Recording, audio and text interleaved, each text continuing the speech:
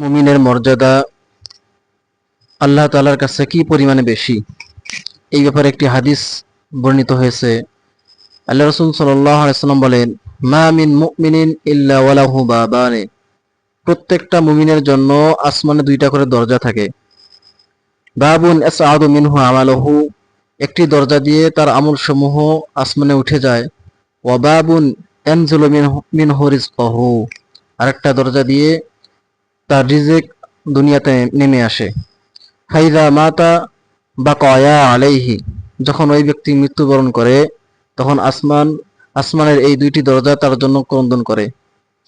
এই ব্যাপারে পবিত্র কালামুল্লাহ শরীফের মধ্যে আল্লাহ তাআলা বলেন, ফামা বাকাত আলাইহিমুস সামাউ ওয়াল আরদ ওমা কানু মুনযিরিন, যে আসমান এবং জমিন কাফেরদের জন্য ক্রন্দন করে না, বরং ওই সমস্ত মুমিনদের জন্য ক্রন্দন করে যারা প্রকৃতপক্ষে দুনিয়াতে মুমিন ছিল।